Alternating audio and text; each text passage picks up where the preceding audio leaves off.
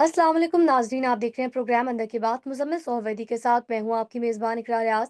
हमारे साथ मौजूद है मुजम्मिल सोहरवर्दी। अस्सलाम वालेकुम, वेलकम टू द शो। क्या हाल है आपका? बिल्कुल ठीक-ठाक, आप सुनाएँ क्या हाल-चाल? मैं भी ठीक हूँ, अल्लाह पाक का शुक्र है। सर, सबसे पहले तो आपसे जानना चाहूंगी, आज जो कुरम से रिलेटेड एपेक्स कमेटी का इजलास हुआ है पेशावर में, इस मुतालिक आप क्या कहेंगे?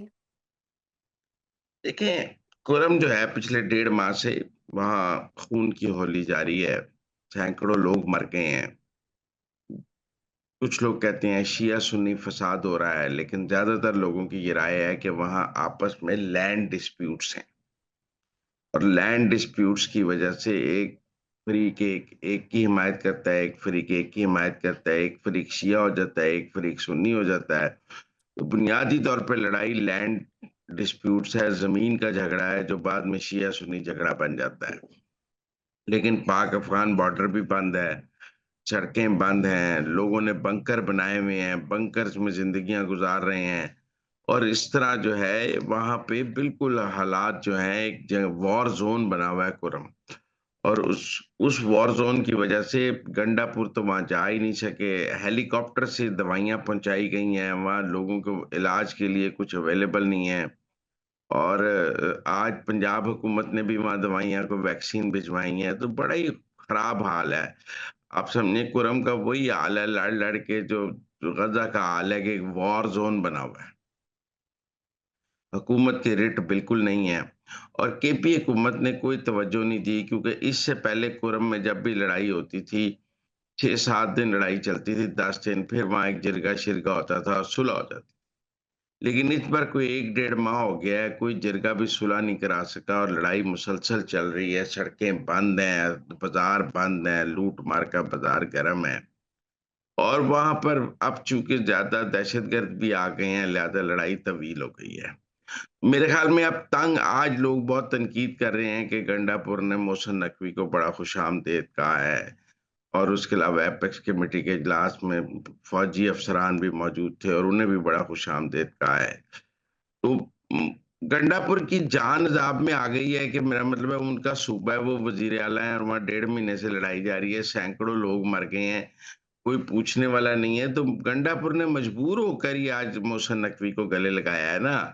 अगर गंडापुर खुद वहाँ पर अमन कायम कर सकते होते, उनकी अपनी हुकूमत की वहाँ रेट होती, तो उन्हें मोहसिन नकवी की ज़रूरत नहीं थी। पहले तो तकरीरें करते हैं केपी असेंबली में कि हमें कोई ज़रूरत नहीं है, हमें ना यहाँ कोई फ़ौजी ऑपरेशन की ज़रूरत है, हमें ना कोई एफसी की ज़रूरत है, हम खुद अमन कायम करेंगे। और अब सूरत-ए-हाल ये है कि सैकड़ों लोग मर गए हैं, पाक-अफ़गान बॉर्डर की सड़क बंद है, लोग ट्रैवल नहीं कर पा रहे, ज़ख्मी अस्पताल नहीं आ पा रहे और हुकूमत कुछ भी नहीं कर पा रही। तो आज जो लोग गंडापुर पर इतराज़ कर रही हैं कि उसने मोहसिन नकवी को बहुत गले लगाया है, उसकी अपनी वज़ारत आला ख़त्म हो गई है, उसने गले लगाया है। पूरब में लड़ाई में मेरा मतलब है रेट ही कोई नहीं रही है, कोई हुकूमत ही नज़र नहीं आ रही है। तो वो क्या करते हैं, मजबूर हो गई केपी गवर्नमेंट ने मोहसिन नकवी को गले लगाया है ना और फ़ौज के साथ बैठे हैं कि अच्छा हमें अमन दे दें। अमन माँग रहे हैं ना। अब मैं समझता हूँ अच्छे फैसले हुए हैं। एक तो सारे बंकर्स गिराने का फैसला हुआ है यका उसके साथ-साथ वहाँ डी-वेपनाइज़ेशन का फैसला हुआ है कि लोगों से असला वापस लिया जाए और वहाँ एफसी वग़ैरह तैनात मज़ीद करने का फैसला हुआ है, वहाँ फ़ौज फ़ौज भी जाएगी और वहाँ हुकूमत के रिट बहाल करने का फैसला हुआ है। मैं समझता हूँ को जो आज की केपी की एपेक्स कमेटी है, वो ये ज़ाहिर करती है कि सूबाई हुकूमतों को हर हाल में वफ़ाकी हुकूमत की ज़रूरत रहती है और कोई सूबाई हुकूमत वफ़ाक के बगैर चल नहीं सकती, वफ़ाक की मदद के बगैर चल नहीं सकती। आप जितनी मर्ज़ी तकरीरें कर लें, जो मर्ज़ी कर लें, बहरहाल वफ़ाक और सूबाई हुकूमत का ताउन तो नागुज़ीर है ना। हुकूमत जी। चल ही नहीं सकती जब तक दोनों हुकूमतें एक-दूसरे से ताउन ना करें। तो के पीटीआई की हुकूमत को समझना चाहिए कि उनको बिलाखिर वफ़ाक के साथ चलना है और ऐसा तो नहीं हो सकता कि जब भी उनकी वफ़ाक में हुकूमत नहीं होगी, वो वफ़ाक पर चढ़ाई कर देंगे, तो फिर सूबा कैसे चलाएँगे? सूबा तो नहीं चल सकता वफ़ाक की मर्ज़ी के बगैर। या वफ़ाक के ताउन के बगैर। तो मेरे ख़्याल में आज की एपेक्स कमेटी सबके लिए पैगाम है कि पाकिस्तान का एक निज़ाम हुकूमत है, उस निज़ाम हुकूमत में सूबाई और वफ़ाकी हुकूमत को आपस में मिलकर चलना है।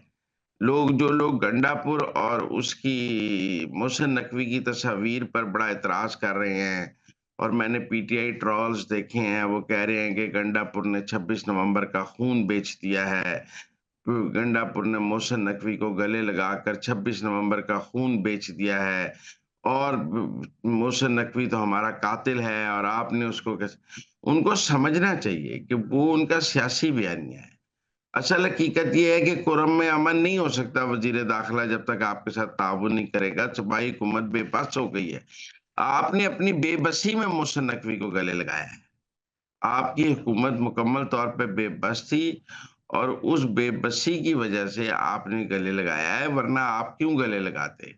लेकिन इससे जी, पहले भी गंडापुर जो है वो मोहसिन नकवी को कई बार गले लगा चुके हैं। वहाँ फौजी के वो कहते हैं मैंने एस्टेब्लिशमेंट के साथ ताउन करना है। मैंने पहले भी कहा है कि गंडापुर के 2 चेहरे हैं। एक चेहरा वो जो पीटीआई के लोगों को दिखाते हैं तकरीरों-शकीरों में, एक उनका अमल है जो अमल जो है वो हुकूमत चलाने के लिए वो एस्टेब्लिशमेंट से भी ताउन करते हैं, वफाक से भी ताउन करते हैं। तो इसलिए मेरे ख़्याल में जो लोग एपेक्स कमेटी के इजलास में मोहसिन नकवी और गंडापुर की तस्वीर पर एतराज़ कर रहे हैं, उनको समझ होनी चाहिए कि निज़ाम में हुकूमत चलाने के लिए इकट्ठे बैठना भी पड़ता है, एक-दूसरे को गले लगाना भी पड़ता है। इनका क्या ख़्याल था गंडापुर मोहसिन नकवी को देखते ही उसको गिरफ्तार कर लेगा?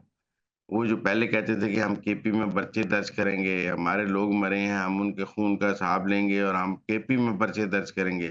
तो आज वज़ीर दाखिला केपी आया हुआ था, आप पकड़ लेते, अंदर दे देते उसको। आप पुलिस को कहते इसको अरेस्ट कर लें। हमने 26 नवंबर के मुकदमात में वज़ीर दाखिला गिरफ्तार कर लिया, ज़रा करके देखते ना। आपकी हुकूमत चल सकती थी। आप वज़ीर राइट। दाखिला को गिरफ्तार कर लेते। तो बातें करने की और हैं और अमल अ कुछ और है। अमल कुछ और है और अमल वो है जो पाकिस्तान का निज़ाम हुकूमत कह रहा है। गंडापुर चाहते हुए भी वो काम नहीं कर सकते जो वो कहते हैं।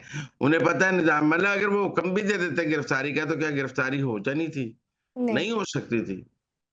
हमारा मतलब है तो इसलिए मेरे ख़्याल में एपेक्स कमेटी के इजलास को आज एक पाकिस्तान में जो लोग कहते हैं ना पाकिस्तान में कोई निज़ाम हुकूमत नहीं है, ये बनाना रिपब्लिक है, उन्हें नज़र आना चाहिए और जो लोग कहते हैं ना वफ़ाकी हुकूमत का कोई असर और रसूख नहीं होता, वफ़ाक तो बड़ा कमज़ोर होता है, 27 किलोमीटर की हुकूमत है, इस्लामाबाद से बाहर वफ़ाक का कोई असर और रसूख नहीं।